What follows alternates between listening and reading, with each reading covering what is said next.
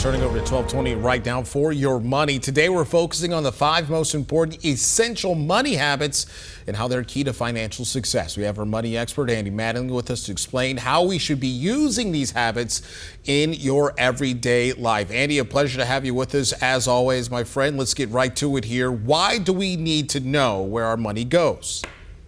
Well, many people are kind of surprised when they look back and see where they're spending their money. And if you don't look back, you don't really know where you can make changes. A good example is a lot of people cut the cord and then they start adding on streaming services. And if they look back, they might find out they're spending almost as much money and they didn't get the savings they really thought they should have. So you really should know where your money's going. Yeah, well, I have that problem myself. It seems obvious, though, but why is it crucial to spend less than you earn? Well, if you don't have this control in place, then you're using credit card debt or some other debt to fund your lifestyle. And so you kind of get to where one setback can really lead to a disaster. So you really have to find a way to make sure you're spending less than you earn. Yeah. Now, should we have both a short-term and a long-term financial plan? Yeah, because they kind of work together. You know, a short-term plan is kind of like your budget and it helps you make some day-to-day decisions.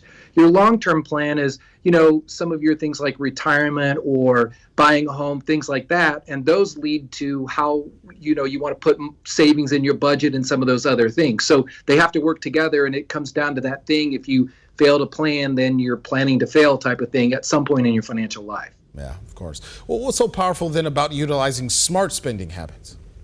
Well, most of us have very little control over really increasing our income. So the best way to get money to have for savings and some of these other priorities is to, you know, be smarter with our spending. So that's, you know, using discounts and buying used instead of new, and looking for deals and looking for things to go on sale, and avoid buying something just because it went on sale. So those are all kind of habits in that spending category. Yeah, last one here. Why is building a savings habit so critical?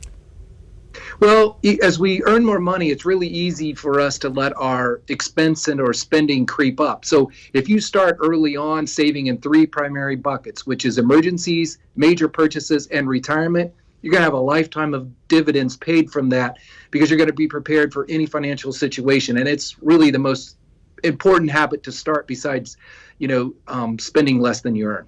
All right. Andy Mattingly, pleasure as always. Thank you. We'll see you next week, buddy. Thank you. See you next week.